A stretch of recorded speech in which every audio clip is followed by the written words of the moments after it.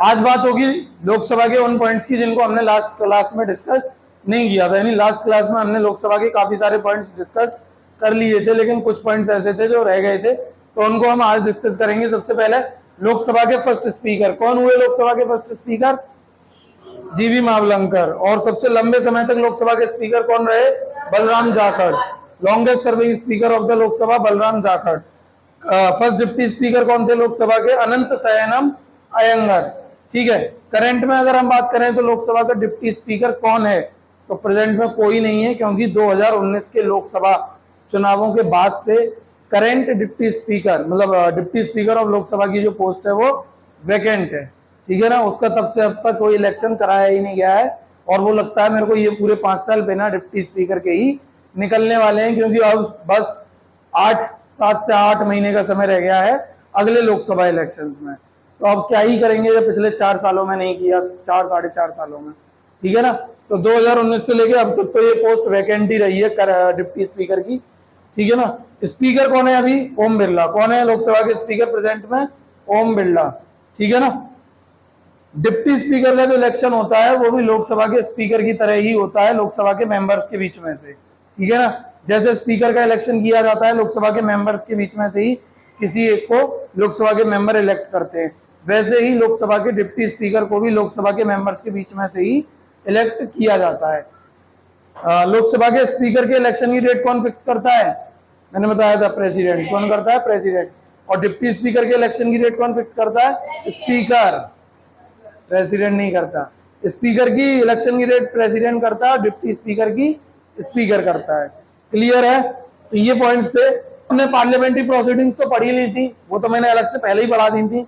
Parliamentary proceedings जिसमें question hour, 0 hour और no confidence motion, confidence motion, ये सारी चीजें पढ़ा दी थी। बस अब तुम्हारी बात पार्लियामेंट में रह गई है तो उसके सेशंस की। पार्लियामेंट में कितने टाइप्स के सेशन होते हैं, कितने होते हैं और कितने कितने टाइम के होते हैं, ये पॉइंट रह गया। उसके बाद तुम्हारा जो पार्लियामेंट का टॉपिक है वो हो जाएगा कंप्लीट। तो चलिए आगे बढ़ते हैं और देखते हैं। देखिए अब हम बात करेंगे सेशंस ऑफ पार्लियामेंट की।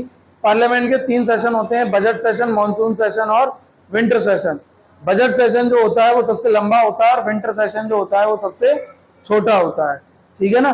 बजट सेशन नाम से क्लियर है, बजट सेशन में बजट आता है और फिर उस पूरे सेशन में बजट पर डिस्कशन चलता है और उसके लिए जो अमाउंट है, मनी है, वो एलोकेट किया जाता है गवर्नमेंट को। ठीक है ना, उसके बजट के बेसिस पर। तो वो पूरा सेशन बजट पर बेस्ड होता है, इसीलिए हम उसे बजट सेशन बोलते हैं, जो फरवरी से लेकर के मई तक चलता है। ठीक है ना। फिर आता है मॉनसून सेशन जो जुलाई से लेकर के सितंबर तक चलता है, और फिर आता है विंटर सेशन जो नवंबर से दिसंबर चलता है। तो सबसे लंबा सेशन होता है बजट सेशन और सबसे छोटा होता है विंटर सेशन। क्लियर है। पार्लियामेंट के 2 सेशंस के बीच में 6 महीने से ज्यादा का गैप नहीं हो सकता। यानी कि मई में सेशन हुआ है, बजट सेशन मई में एंड हुआ है, तो मई से लेकर के 6 महीने का गैप आप मैक्सिमम लगा लो। ठीक है ना। बस उतना ही गैप हो सकता है, 6 महीने से ज्यादा का गैप 2 सेशंस के बीच में नहीं हो सकता। ठीक है ना। 6 महीने होने से पहले ही आपको दूसरा सेशन करना पड़ेगा।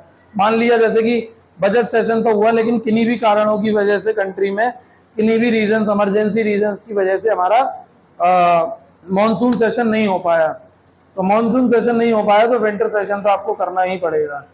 मई में लगा लो, मई से जून, जुलाई, अगस्त, सितंबर, अक्टूबर, नवंबर, यानी 6 महीने हो जाएंगे नवंबर में। तो नवंबर में आपको विंटर सेशन करना ही होगा। क्लियर है इतनी बात? 2 सेशंस के बीच में 6 महीने से ज्यादा का गैप कभी नहीं हो सकता। ये है पार्लियामेंट के सेशंस की बात। यहाँ पर आपका जो टॉपिक है पार्लियामेंट वो हो चुका है खत्म। क्लियर है। अब हम आगे देखते हैं अपना कोई नया टॉपिक।